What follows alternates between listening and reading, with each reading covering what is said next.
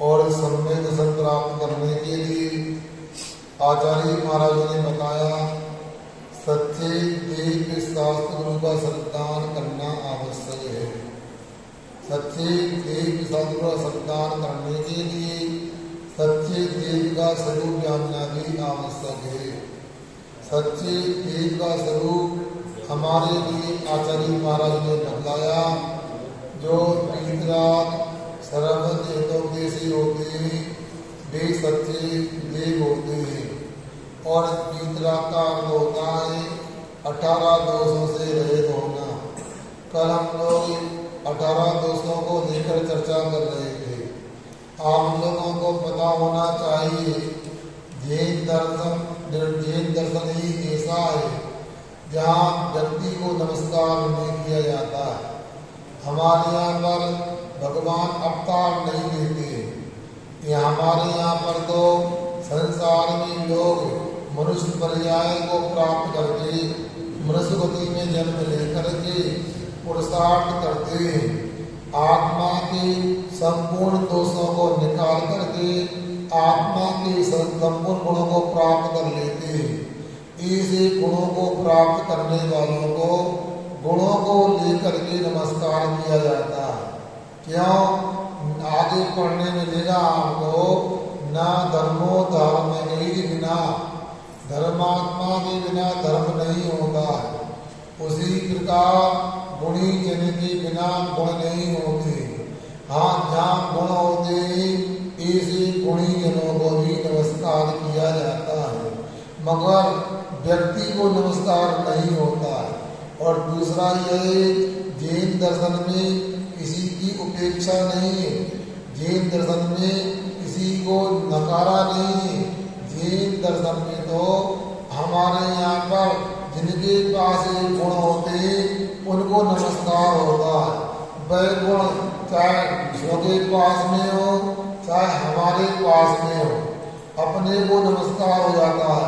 जैसे मान लो मैंने कहा रमो लोई शब्द सावनम, लोक के सभी साधुओं को नमस्कार हो।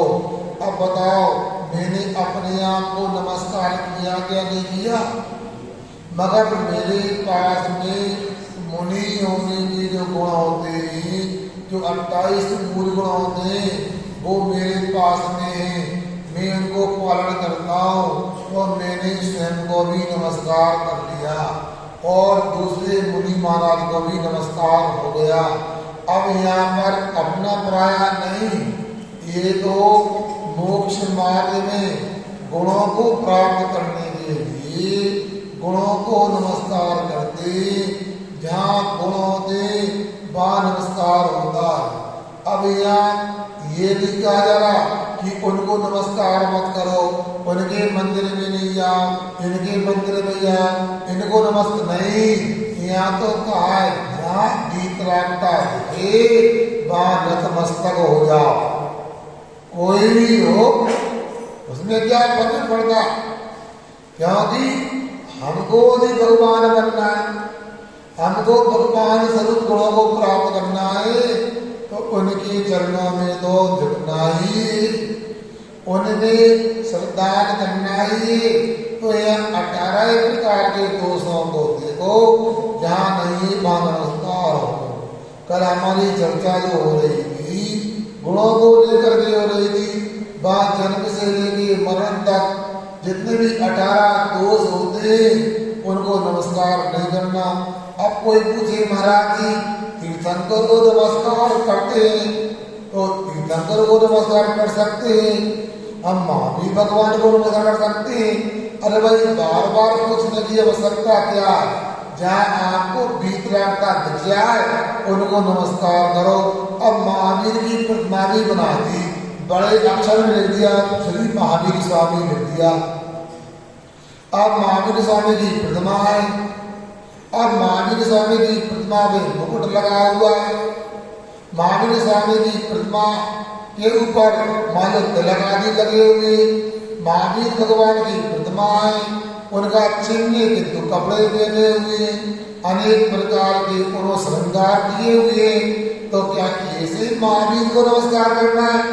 नहीं, शब्द तो कई जगह प्रयोग होता है, मगर महावीर शब्द को नमस्कार नहीं करने का। नमस्कार तो उनको करना है जिन्होंने कर्मों पर विजय प्राप्त कर ली, जिन्होंने 18 दोषों को जीत लिया, जिनकी आत्मा से 18 दोष निकल गए और 18 दोष निकलने से वीतराग दशा को प्राप्त कर गए। ऐसे सभी आत्माओं को नमस्कार किया है। मैं पूछना चाहता हूँ स्वाध्याय करने वाले भाई बहनों से, बताइए भगवान कितने होते हैं? बोलो भाइयों, कर्मोदी भगवान कितने होते हैं? आवाज नहीं आ रही क्या? भगवान अनंत होते हैं। तीर्थंकर 24 होते हैं। तो हमारे यहाँ तीर्थंकर को नमस्कार नहीं, हमारे यहाँ भगवान को नमस्कार है। महाराज ऐसी कैसी बात कर रहे? देखो तीर्थंकर को नमस्कार हो तो 5 कल्याण तीर्थंकर के होते हैं। जब तीर्थंकर का जन्म गर्भ कल्याण हुआ, पूजनी नहीं हुई। जब उनका जन्म कल्याण हुआ, पूजनी नहीं हुई। जब उनका तब कल्याण हुए, तब मुनि के रूप में पूजनी हुए। फिर आगे भगवान बन गए, तब केवल ज्ञान हो गया, मोक्ष हो गया। समझ रहे ना? तो भगवान की पूजन होती है। महाराज हम भगवान की तो पूजन करते हैं, भगवान को ही नमस्कार करते हैं। भगवान किसे कहते हैं ये बात और मैं पूछना चाहता हूँ आपसे। तो भगवान कौन होते हैं? अगले श्लोक के माध्यम से आपको पता लगेगा भगवान क्या होते हैं।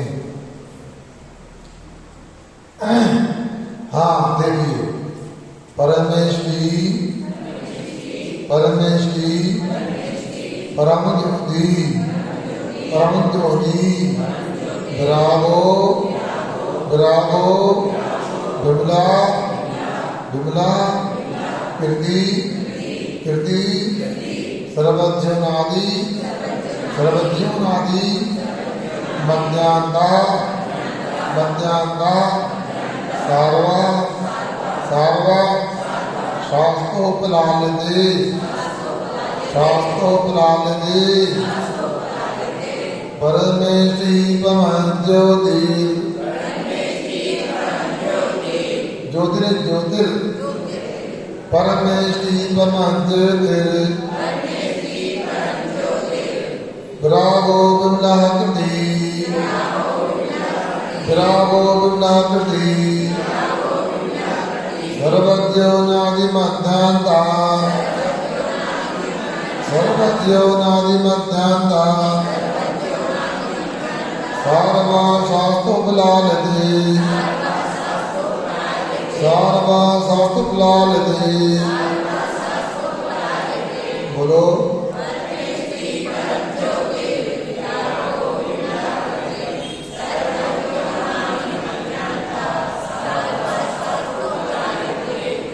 क्या कहा आपने? परम ज्योति कहा। तो माँ कहाँ दिखाई दे रहा आपको?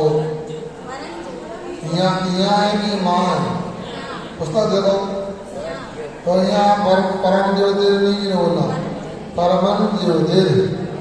क्या परमन ज्योतिर? हाँ पढ़ो एक बार।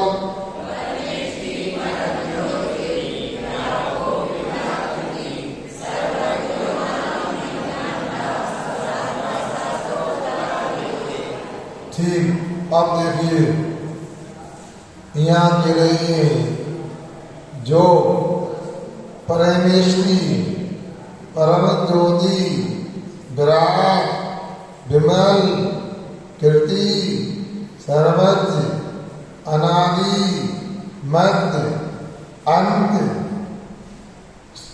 ऐसे जो आत्मा होते हैं उनके लिए यह भगवान सर्वभूति ने शास्त्रा उपलालिते, सच्चा उपदेश देने वाला कहा है। क्या समझे? यहाँ ये कहा जा रहा जो परमेष्टि हैं, उनके पास में परम ज्योति अर्थात केवल ज्ञान है। जो राग से रहित हो गए, जो मन से बीत गए, जिनके लिए कृतियां ने करना कुछ बचा नहीं, जिन्होंने सबको जान लिया, सर्वक संज्ञा को प्राप्त है, जो अनादि से हैं और जो मध्य से अनादि से, जो मध्य से भी रहे थे, जो अंत से भी रहे थे, जो सभी को हित का उपदेश देते सारवा, इस प्रकार जो होते हैं वह सर्वज्ञ शास्त्रा उपला लेते, उपदेश देने वाले कहलाते। समझ में आया? अब यहाँ पर मंच बना दिया। अब मंच बन गया, मंच पर कौन को बिठाना है? किसी को भी बिठाल दो, ऐसा नहीं बिठाया जाता। सर्वप्रथम इस मंच पर अधिकार होता है तो अरहंत भगवान का होता है। सुन रहे आप लोग?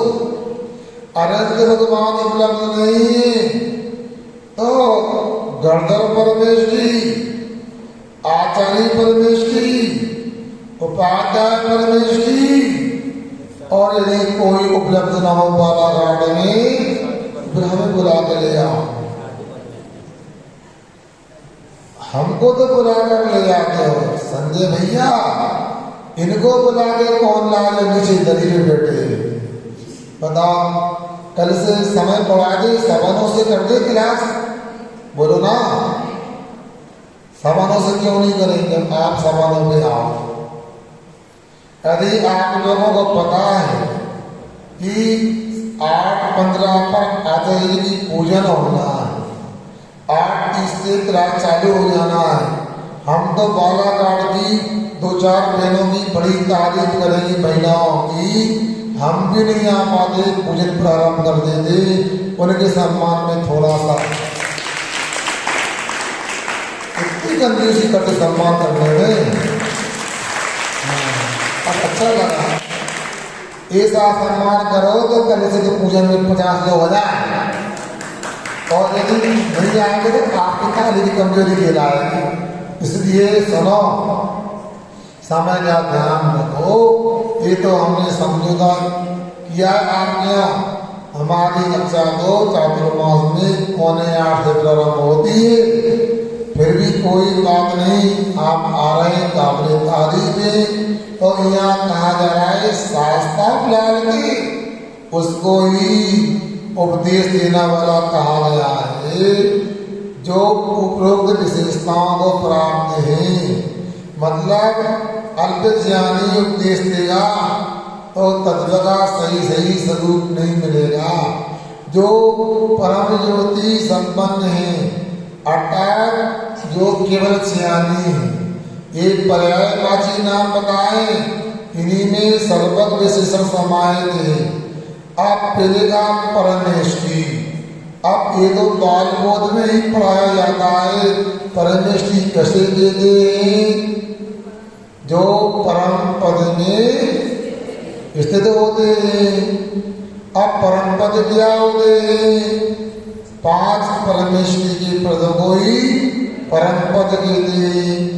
अर्थात अनंत सिद्ध आचार्य उपाध्याय और साधु, ये 5 परम पद होते हैं। जिन्होंने महाव्रतों को धारण किया है वही परम पद होते हैं, वही परम पद में स्थित होते हैं। अब महाव्रत क्या होते हैं? जिन्होंने मन से, वचन से, काया से, कृत से, कारित से और अनुमोदना से 9 प्रकार से हिंसा का त्याग कर दिया तो अहिंसा महाव्रत हो गया। असत्य का त्याग कर दिया तो सत्य महाव्रत हो गया।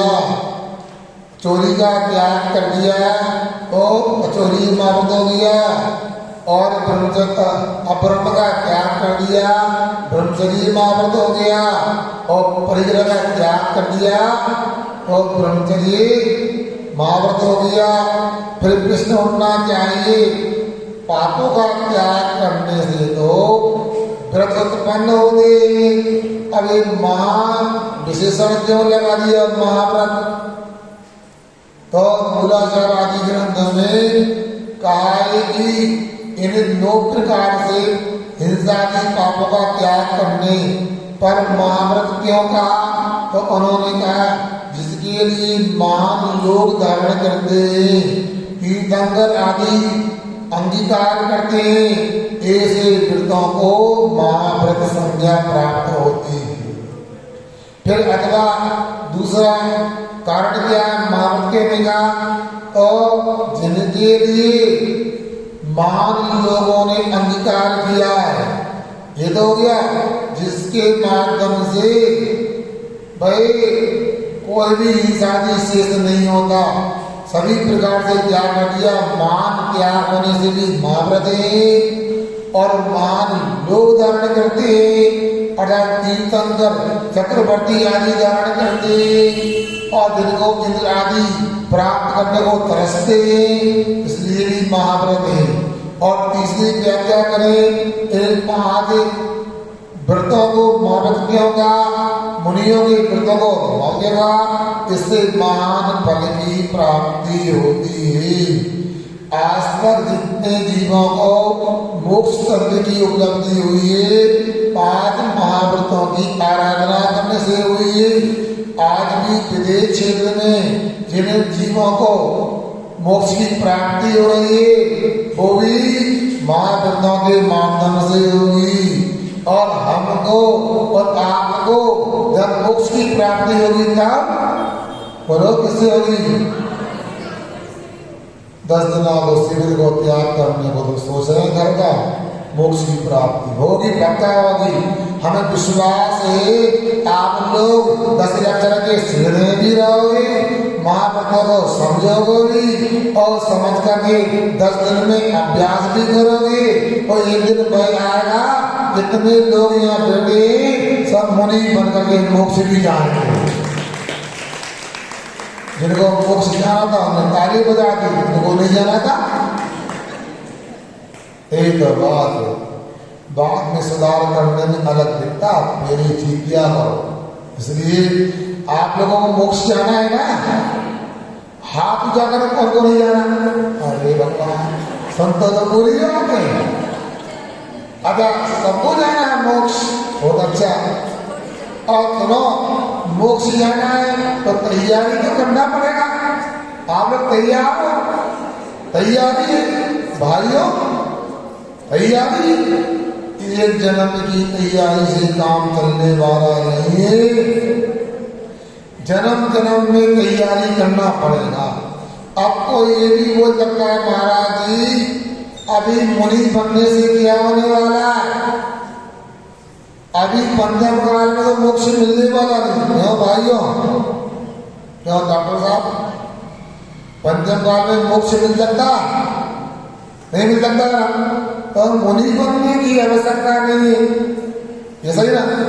बोलो सुशील भैया, पंचम काल में मोक्ष नहीं मिलेगा। आप पहले बताते थे 25 साल पहले तो हम मुनि बनते बता। अरे ऐसा नहीं, अरे भाई आप समझदार हो, जब आपको लगता अतिरिक्त काम आ गया, जैसे मान लो 7 तारीख को यहाँ एक कार्यक्रम होना है, क्या होना है? हिंदी में आपको बताएं, अंग्रेजी में बताएं, या हिंदी में कहें चारित्रिक और जीवन स्तर निर्माण शिविर लग रहा है। अंग्रेजी में उसे तो character and career maintenance camp लग रहा है। अब आपको उस दिन आना है कि नहीं आना बताओ? है तो अजाओगे भैया, 8 बजे से आना है, 12 तक रहो, 1 बजे से 5 तक भोजन पानी का सब उपवास ले लेना हमसे, अच्छा है। बोलो क्या करना? अरे उपवास नहीं करना, होटल से तो खाते नहीं, हम जैनी है छिल्लगी होटल से आ जाएगा इनका तो, ये होटल से नहीं खाते। मगर सुनो पहले से तैयारी कर लेंगे, एक दिन पहले आटा वगैरह तैयार कर लेंगे और जल्दी से जो जल्दी बनता बना के आ जाएंगे। उसी प्रकार से आपको यदि पंचम काल में मोक्ष नहीं मिलता है तो कोई चिंता की बात नहीं, अभी बहुत काम करना बाकी है। मोक्ष जाने के लिए अभी अपने को सदाचारी बनना है, अपने को देशवृत्ति बनना है, अपने को अपने महावृत्ति बनना है, इसके बाद आराधना करना है। इतनी तैयारी कर लेंगे और महावृत्ति जीवन के अंत में सही तैयारी कर लेंगे और जैसे ही यहाँ से संलेखना करके सुन रहे कि सो गए हैं, अब संलेखना करेंगे और निर्दोष संलेखना हो जाएगी तो यहाँ से वैमानिक जाति के देव पर्याय को प्राप्त करेंगे। और जब वैमानिक जाति की देव पर्याय को प्राप्त करेंगे वहां पर भी ऐसे सम्य दृष्टि देव होंगे, वहां पर संयम का संस्कार होगा, ज्यादा मांगे विषयों में झंडा पात नहीं करेंगे, अपना मन जब तक स्वर्ग में रहेंगे तत्व चर्चा में और प्रभु अर्चा में व्यतीत होगा। और जैसे ही बाकी आयु पूरी होगी तो मनुष्य आयु का आश्रम बंद करेंगे।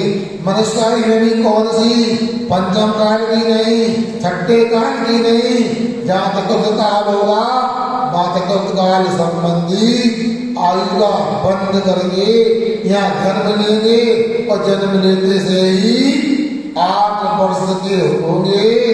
8 वर्ष अंदर मूर्ति उपरांत ऐसा चरण मोदी गर्म का 6 होगा, सीधा पंचमुष्टि केसरोज करके मुनि दशा का अंगीकार करते हैं। फिर ध्यान लगा करके अंतर्मूर्त में 4 घाटिया कर्म का सत्यानाश करेंगे, अनंत बन जाएंगे तो आयु कर्म समाप्त होगा और मोक्ष वासी हो जाएंगे अनंत काल में। अब सुंदर जी के नाम पुरुष लोग तो मुनि बन जाएंगे, इनको आदिका का तो बोलो, अरे महाराज आदिका अपने कहते मुनि बन पाएंगे, इसलिए वो समझदार है। 12वीं कक्षा में आना है तो 10वीं की तो देनी पड़ेगी ना परीक्षा, इसलिए आप लोगों को अभी पुरुषार्थ करना चाहिए। सुनो, कभी भी अपने जीवन को लेकर के नकारात्मक नहीं होना चाहिए, नेगेटिव थिंकिंग नहीं होना चाहिए। सुनो, सब लोग अपनी डायरी में लिख लो, हमें कभी भी नकारात्मक सोचना नहीं है। सुनो, नकारात्मक बोलना नहीं है और नकारात्मक करना नहीं है। सुन रहे ना, आप तो कुछ कर ही नहीं सकते इसलिए कर नहीं रहे, ऐसा नहीं। ये जैन धर्म के मानने वालों की सिद्धांत नहीं, एक 4 भाग मत है। कौन सा? 300 कृष्ण मिथ्या मतों में एक 4 भाग मत है। रोहित सुनो, उसमें कहा जाता है, किसी लोग आता यापन जीवित सुखम जीवित ऋणम कृता घृतम पीवे भस्मी भूतम शरीरम पुनर्वात्मान कृता। क्या अर्थ हुआ इसका भाइयों? क्यों कुर्सी वालों, क्या अर्थ हुआ? समझ नहीं आया? बड़ा अलग अर्थ है इसका। जो लोग पुनर्जन्म नहीं मानते भाई ये कहते हैं जब ये मर जाता है ना तो दुनिया में फिर नहीं होता कहीं पर भी। भाई कर्म बंद को भी स्वीकार नहीं करता है और कर्म बंद है तो उसका फल नहीं मिलेगा, तो पुनर्जन्म नहीं होना। अभी आप लोग हिंसा नहीं करते क्योंकि आपको पुनर्जन्म में विश्वास है। हिंसा करूंगा तो नरक भूमि में जन्म हो जाएगा, मायाजाली करूंगा तो पशु बनना पड़ेगा। सुना ना? मगर उनके यहाँ पुनर्जन्म नहीं माना जाता है तो नरक स्वर्ग भी नहीं है, तो वो कहते हैं जब तक जियो सुख से जियो। और जब भी पीने की इच्छा हो, ना पानी पियो ना दूध पियो, घी पियो। जेब में पैसा ना हो तो कर्ज करके लोन लेके घी खरीदो, पीते जाओ। क्यों? उनका मानना है भस्मीभूतम शरीर, जो शरीर है ना ये राख हो जाने वाला है, इसलिए पुनः जन्म होना ही नहीं, इसलिए अपने को ऐसा करना है। मगर जैन धर्म ऐसा नहीं मानता है। जैन धर्म में पुनर्जन्म भी स्वीकार किया है अनेकांत से। जो कर्म से जीव होते हैं उनका पुनः जन्म होता है, और जिनके कर्म नष्ट हो जाते हैं, सिद्ध पर्याय को प्राप्त करते हैं, उनका पुनर्जन्म नहीं होता है। अनंत काल तक स्वर्ग में ही नहीं, मोक्ष में ही उनका निवास होता है। स्वर्ग संसार है, मोक्ष चले जाते हैं, उनका पुनर्जन्म नहीं होता है। ये तो उन्हें कहा थे कर्म सहित जीव का पुनर्जन्म होता है, और कर्म रहित जीव का पुनर्जन्म नहीं होता है। संसार में जितने भी मत मतांतर हैं सबको मिला लिया जाए तो जैन धर्म हो जाता है, और एक नए को लेकर खिंचाई करते हैं तो भाई एकांत हो जाता है। अब मैं पूछना चाहता हूँ उदाहरण के रूप में, बताओ मकान बनाने में किसकी भूमिका होती है, किसका योगदान होता है? ईंटों का, सीमेंट का, लोहे का, पत्थर का, लकड़ी का, बोलो किसका होता है? सभी का होता है ना, बनाने वाले का, जिसने पैसा करके उसका भी सबका होता है। अब यदि हम सोचे बनाने वाला ना हो, ईंट गाड़े का मकान बन जाए, नहीं बन सकता। अगर ईंट गाड़ा मिल जाए, सीमेंट मिल जाए, बनाने वाला ना हो, बनवाने वाला ना हो, जमीन ना हो, सब चाहिए।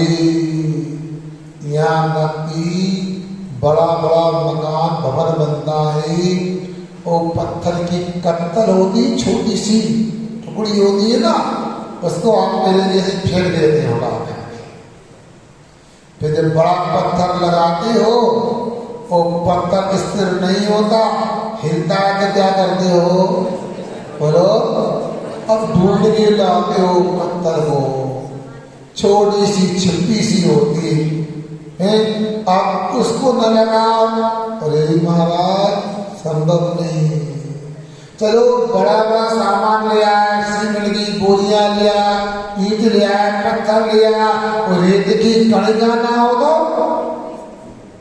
बोलो। इसलिए बड़े सामान का जितना महंगा होता है उतना ही बोलो ना, आवाज नहीं आती आपको। छोटे सामान का भी महंगा होता, इसलिए कभी भी किसी को छोटा भी ना बना, छोटा व्यक्ति भी बड़ा काम कर जाता है। बचपन में एक कहानी पढ़ते थे हिंदी में, चूहा और खरगोश, चूहा और शेर की। आप लोगों ने पढ़ेगी नहीं पढ़ी? क्यों भैया, नारद पढ़ी ना? तो चूहा बना गई शेर है? नहीं, ऐसा नहीं है। चूहा भी बड़ा और शेर भी बड़ा। चूहा को ही बड़ा करे तो जंगल का राजा कौन बनेगा? चूहा भी बड़ा है और शेर भी बड़ा है। जब शेर ने क्षमा किया तो शेर बड़ा था, और जब चूहा शेर के काम आया जाल काटने का तो होना। इसलिए सबकी आवश्यकता होती है। हम जंगल जाते हैं तो कौन चाँद मारी है, तुम्हारा रेंजर कॉलेज है, और वहां जाते हैं तो कई जगह वन अधिकारियों की दीवार पर अच्छे लोग लिखे रहते हैं। बांस, शेर, चीता तो बने ही हैं, तितली वगैरह भी बने हैं, तो वहां लिखा है इनकी रक्षा करो। शेर की रक्षा करना जितना आवश्यक है, उतनी तितली की भी रक्षा करना आवश्यक है। नहीं शेर को बचाओ, नहीं, तितली भी जंगल में आवश्यक है, चींटी भी आवश्यक है, शेर भालू भी आवश्यक है, बिच्छू भी आवश्यक है, अजगर भी आवश्यक है, उसी प्रकार शरबत लगाना चाहिए। तो यहाँ पर जो बताया जा रहा है आपको याद रखना, कोई भी कार्यक्रम हो अच्छे से सबको मिलकर के संपन्न करना है। देखो कोई सोचे का काम ऐसा नहीं, जे धर्म में तो ये जो करेगा उसे मिलेगा, बड़ा करेगा उसे मिलेगा, छोटा करेगा उसे मिलेगा। यहाँ पर बराबरी नहीं, तुलना नहीं, या जो करेगा उसे मिलेगा। इसलिए आगे सुनाए भगवान मोक्ष जाने वाले कौन से बोलो ना। तो आप लोगों को जाना कि नहीं जाना बोलो। यदि आपको मोक्ष जाना है तो पारसनाथ भगवान बनना है, और पारसनाथ भगवान का मंदिर जब पारसनाथ भगवान की करे दसों भक्त का क्षमादान होता है। सभी क्षमा करो, और क्षमा का पाठ पढ़ने के लिए आने वाली मोक्ष सप्तमी बार अच्छे से अपने को क्या करना है, रो दो छोटो सो बना लो, मेरे बराबर नहीं बना लो। कितना बराबर होगे, आंवले बराबर, कैसा बताओ, सिर बराबर, चीनी बराबर, कितना बड़ा, तरबूज बराबर। अरे 23 नंबर है हमारे चिल्लक दी की कल से भावना है, कम से कम 23 किलो के लड्डू तो बने।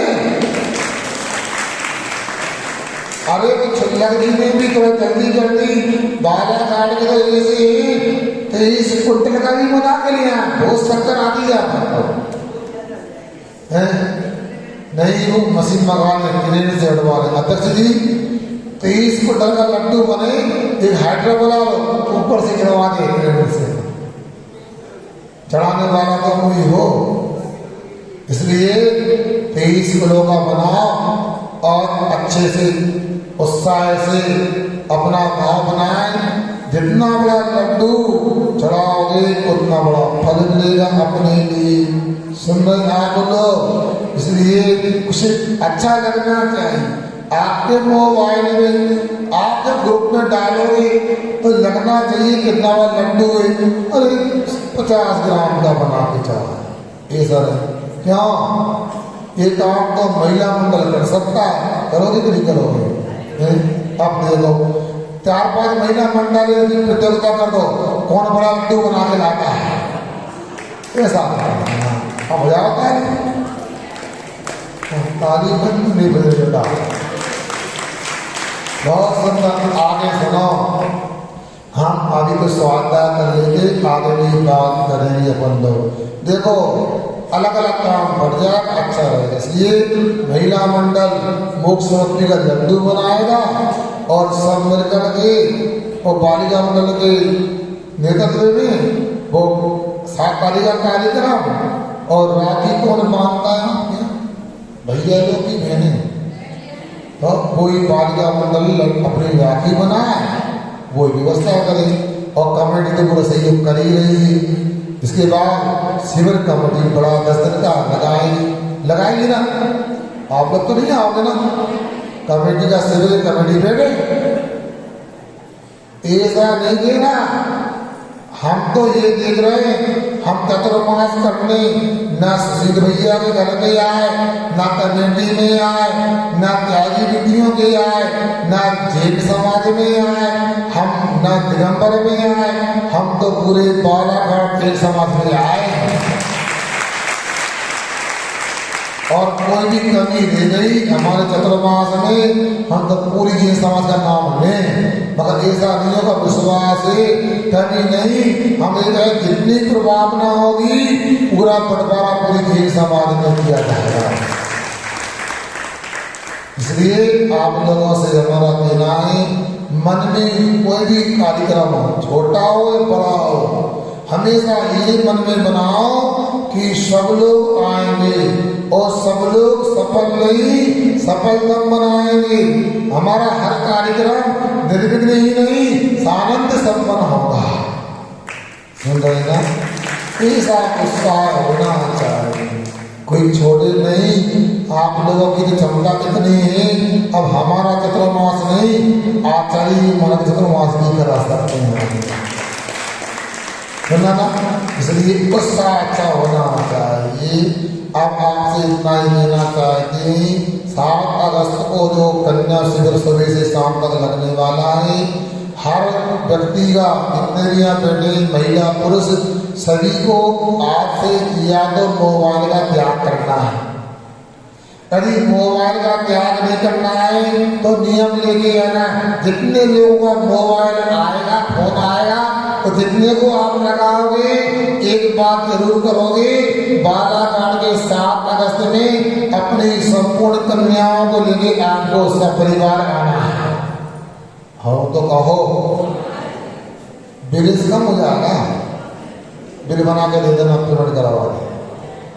तो यहाँ पर क्या परमेष्टि, परम ज्योति, परम ज्योति मतलब उत्कृष्ट ज्योति, अर्थात केवल श्याम होता है। एक परम ज्योति यहाँ पर भगवान का विशेषण दिया गया। विरागा, जो राग से रहित होते हैं वो विराग कहलाते हैं। विमला, जिनके पास में कोई भी मन नहीं बचा, द्रव्य कर्म भाव कर्म लोकम विमल होते। कीर्ति, जिनको अब कोई भी करना शेष नहीं बचा, केवल ज्ञान होने पर कोई पुरुषार्थ करने की आवश्यकता नहीं होती, आयु कर्म समाप्त होता है और मोक्ष हो जाता है। ऐसा मान के चलना चाहिए।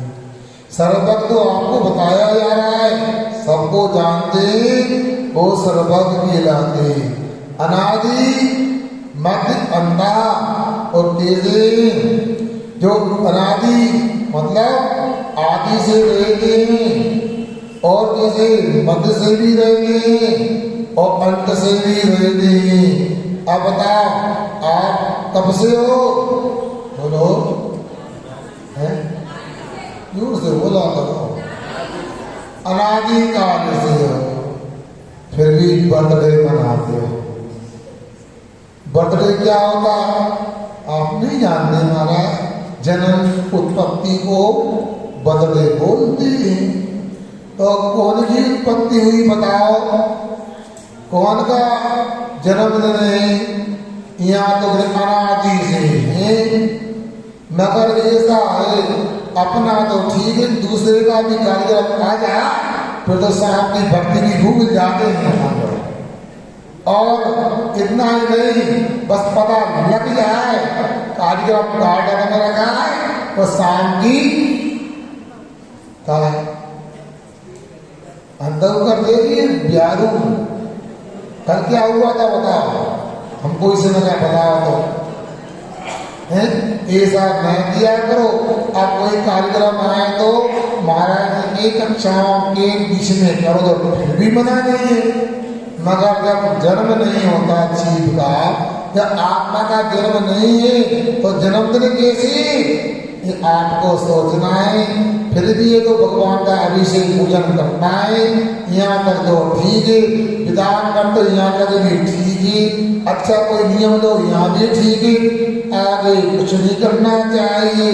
आप जन्मदिन के दिन आप केक काटते हो और मोमबत्ती बुझाते हो, समझ लेना जिंदगी भर अंधेरा रहने वाला है, क्योंकि तुमने जन्म से ही अंधेरा करने का काम किया।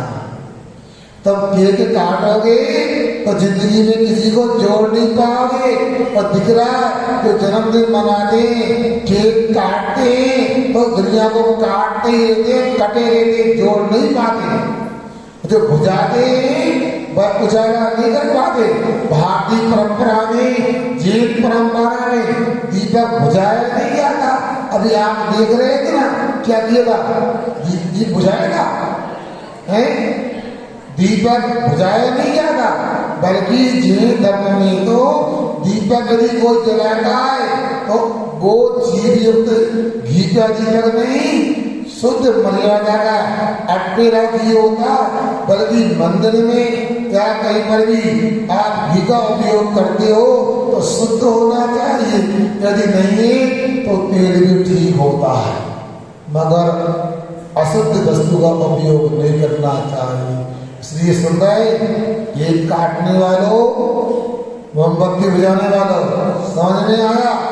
अंधेरा करोगे अंधेरा मिलेगा, उजाला करोगे उजाला मिलेगा, काटोगे कट जाओगे, जोड़ोगे जुड़ जाओगे।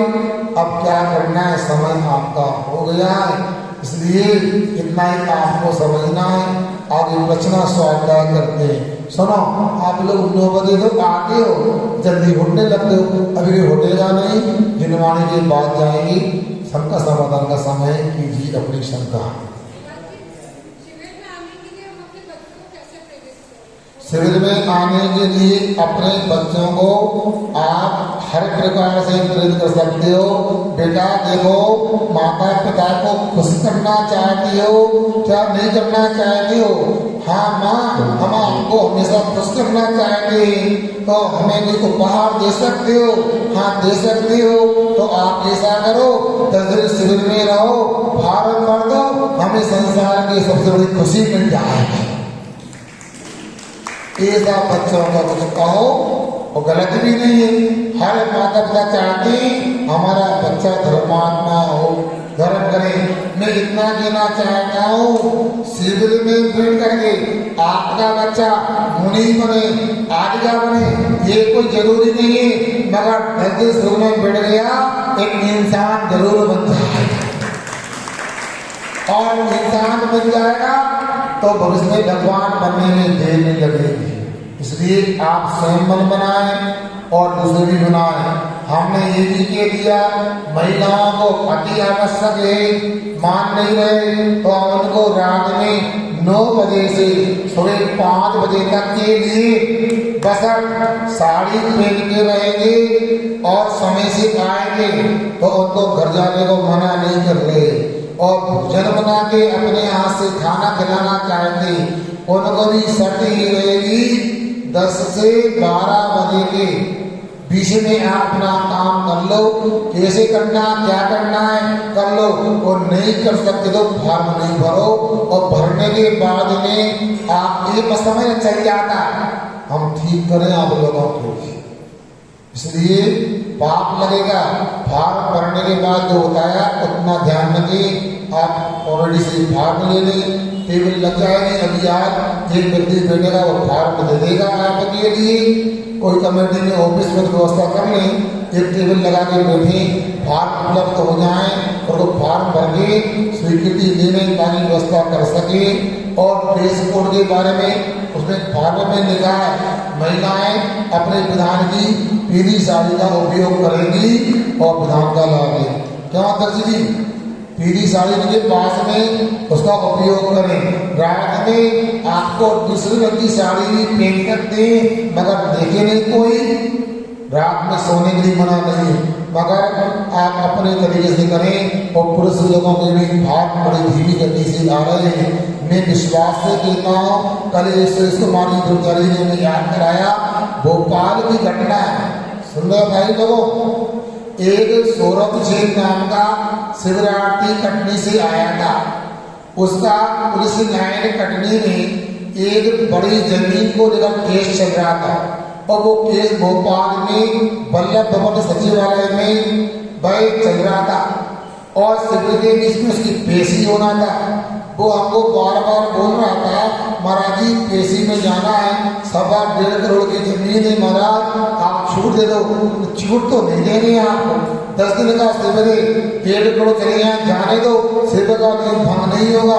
वो नहीं माना, महाराज जी जीवन का परिवार का सवाल है। तो मैंने हंसी में कहा, एक काम कर, मेरा मन ही बिगड़ गया, तो इसी ड्रेस में जा, कौन सी में, धोती दुपट्टा पेश लगा के जा। महाराज ये तो कर सकते हैं, करो भाई। व्यक्ति उसी ड्रेस में वल्लभ भवन गया, सिर्फ भोपाल चतुर्मास में था। आप विश्वास नहीं करोगे, गाड़ी जाम में फंस गई, वो लेट पहुंचा। और वल्लभ भवन में कोई इकबाल पेश नाम के आईएएस अधिकारी थे, उनके काम था, और वो गया तो वो नीचे आ गया लिफ्ट से।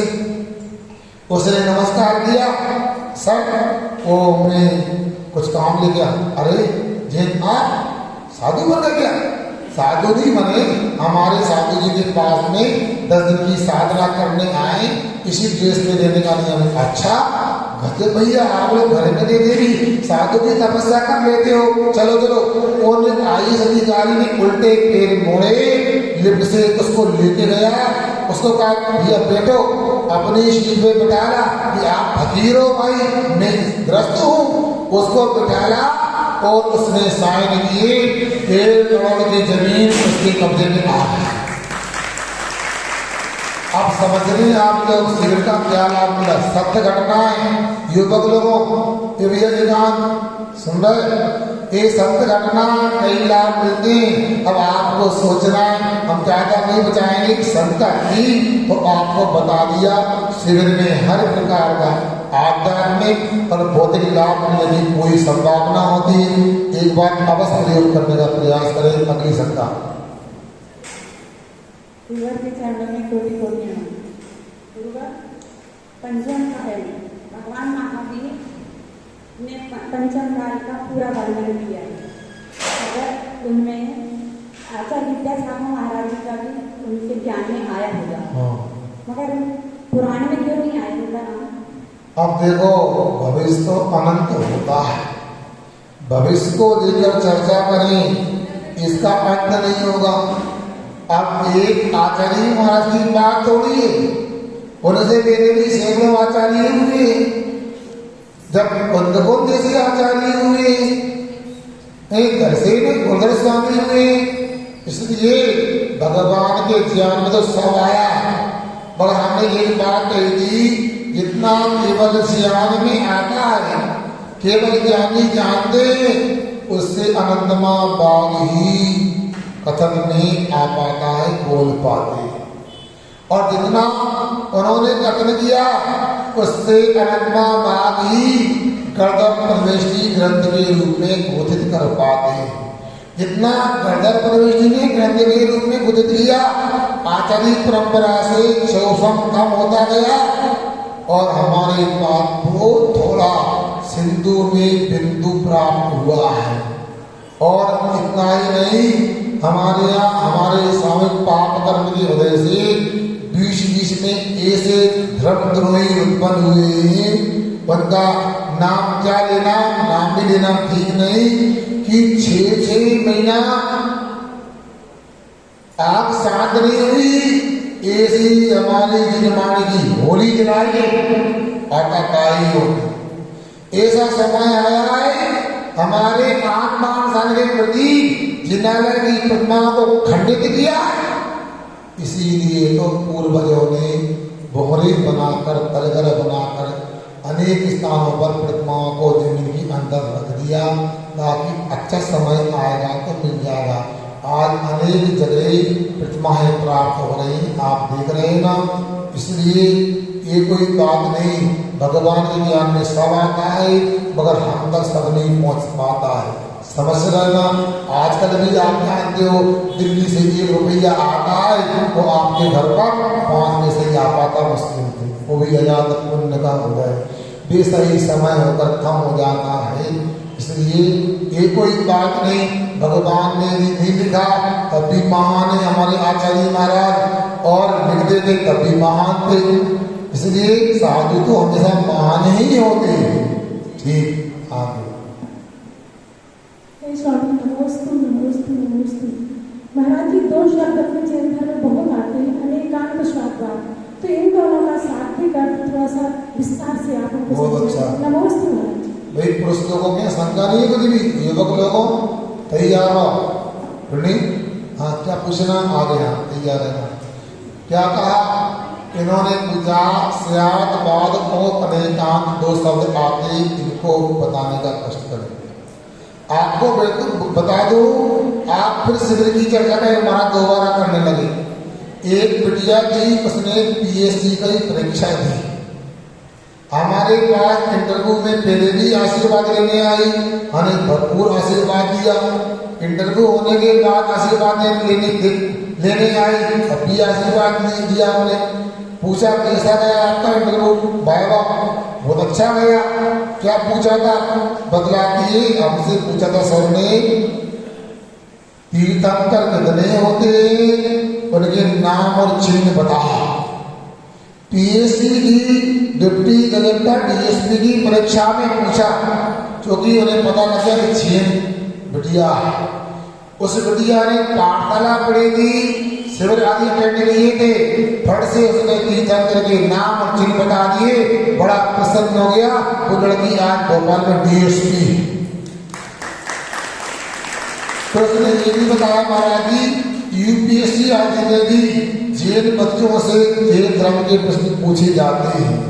बात पूछा करता है सवाल पीएससी 2017 की बात कि स्यादवाद होने का अंत क्या होता समझा। सुन रहे ना, जो बच्चे बड़े पद को प्राप्त करना चाहते और मंदिर और महाराज को स्वाध्याय से वह अपने को बचाते, उनको सोचना चाहिए, माता पिता को भी सोचना चाहिए। ये पाठशाला की शिक्षा, ये धर्म की शिक्षा तब कहाँ काम आ जाए सोच ले आप लोग। तो यहाँ पर स्यादवाद अनेकांत को लेकर कितना ही है, अनेकांत वस्तु का धर्म है और स्यादवाद वस्तु के देने की पद्धति। समझ गए? अनेकांत वस्तु का धर्म है और स्यादवाद वस्तु के कहने की पद्धति। अब इसको स्पष्ट करता, प्रत्येक वस्तु में अनंत धर्म होते हैं। वस्तु के अनंत विरोधी धर्मों को स्वीकार करने वाली पद्धति का नाम वह अनेकांत है, और वस्तु के अनंत धर्म को कहने की पद्धति का नाम वह स्यादवाद है। जैसे मान लो आप और हम भी वस्तु है, मान लो हम कहते सुनो, कोई व्यक्ति को लेके दे, मान लो ऐसे करते लड़का बड़ा सनी बेटा, मान लो सनी अनपढ़ है, अच्छियानी, फिर कहते सनी ज्ञानी है। अब बताओ ज्ञानी की अच्छियानी? देखो वर्तमान में जितना उसको जानकारी है उस अपेक्षा से वो ज्ञानी है, और जितना उसको ज्ञान नहीं है उस अपेक्षा से उतना अज्ञानी है। ऐसा अपने को अनेकांत से समझना चाहिए और स्यादवाद सीधी से कहना चाहिए। सुन रहे ना, ये होता है। घर में कोई काम हुआ, मान लो अम्मा ने भोजन बनाया, अम्मा कहे मैंने किया पूरा, मैं करती हूँ, एक बच्चे तो बिल्कुल नहीं सुनते। अरे इतना तो कहो, बच्चों ने आपको परेशान नहीं किया, शांत बैठे रहे, ये भी तो उनका सहयोग है। हमारे बेटे ने आज छोटा सा बच्चा था 2 साल का, उसने बिल्कुल परेशान नहीं किया। हम महाराज के चौके में काम कर रहे थे, सब्जी का भोजन, एक भाई हमारा बच्चा यदि साथ नहीं रहता तो 6 दिन का हम आज चौका नहीं लगा पाते। बोलो अब चौका लगाने में किसका सहयोग हुआ? आपका भी हुआ, बच्चे का हुआ। मैंने चौका लगा, कोई भी नहीं आया। दुकानदारों पे टूट पड़ो, ये तो कोई काम के नहीं है, हम चौका लगा तो लगा ले, ये तो कच्चू करते ही नहीं है। अरे दीदी, उन्होंने आपके चौका लगाने का विरोध नहीं किया, ये भी कोई कम सहयोग है? आगे बाजार के सामान में पता, यदि मान लो कोई बहू शिविर में बैठ जाए तो सासू का भी योगदान है, बेटा बैठ जा, मछली संभाल ले, बच्चा को संभाल ले। कोई लड़का शिविर में बैठता है तो पिताजी का भी आभार मानना। पिताजी ने कहा बेटा विकल्प ना करो, महाराज जी की इतनी भावना है, महाराज ने 105 दिन लाए तो अपन भी 10 दिन दे दो, कोई बात नहीं होता। अपन ने चतुर्मास कलश भी नहीं दे पाया, अपन ने चौका भी नहीं लगा पाया, अपन जब क्लास भी नहीं पढ़ पाते, एक काम करो 10 शिविर में बढ़ जाओ, क्यों पी लू, ठीक है नहीं? तो कहो भाड़ों से भर दिया। तो इसीलिए सब लोगों को अनेकांत स्यादवाद को समझना चाहिए। और इतना पूरा अंत में कहता हूँ, उमा स्वामी महाराज ने कौन सा ग्रंथ लिखा है बच्चों? बोलो। उमा स्वामी महाराज ने कौन सा ग्रंथ लिखा है? तुम बच्चे हो, हमारे युवक लोगों से पूछ रहे हैं, जोर से बोलो। मिलके पूरे युवक मंडल बोलो। पिंटू आवाज नहीं आ रही। ताली बजा दो, ऐसे मुझे बताओ, बाला काट के तो कोई को पकड़ लो, सब ज्ञानी मिला थे हम बताओ। और शिविर में 10 दिन में तो देखना, अगली बार तो कच्छ लोग ऐसे मिल सकते हैं, उन्हें 10 लक्षण में प्रभाव न करने दूसरे गांव भेज दो। तदबार सूत्र लिखा। अब तदबार सूत्र में आपको बताऊं, आप लोग तो फिर में सब लोग नहीं आ पाते, आने का मन तो रहता है, आप आ जाओगे, मन बनेगा तो। जिनकी दुकान में 2 लोग हैं, उनमें एक व्यक्ति दोपहर में जरूर आया करो। सुनना भैया, इतना आप आओगे बड़ा अच्छा लगेगा। हमारा ये भाव है, आप लोग ऐसा व्यवहार करो मेरे सामने, ऐसा व्यवहार करो तो जब यहाँ से बिहार हो हमारा तो हमें बुरा लगे, और हमें ऐसा लगे आचार्य महाराज ऐसा संकेत दे दे, शीतकाल भी कर लो, ग्रीष्मकाल भी कर लो, और चंद्रमासी हो जाए, मगर ताली बजाने से नहीं होगा। आप थोड़ा उत्साह दिखाओ, कक्षा वगैरह में समय से आके सुनो। तदबार युद्ध में झगड़े का झाली मिलेगा और फालतू और खुद का फाली मिलेगा। हिंदी वर्णमाला के संपूर्ण अक्षर मिल जाएंगे आपको। सुना आदेश जी, क्या नहीं मिलेगा? झगड़े का जा और अमन, और क्या नहीं मिलेगा? वो फूट का फालतू का फाली मिलेगा। क्यों? उनका मानना है नाम का अक्षर भी नहीं होना चाहिए, झगड़े का, फूट का, फालतू का।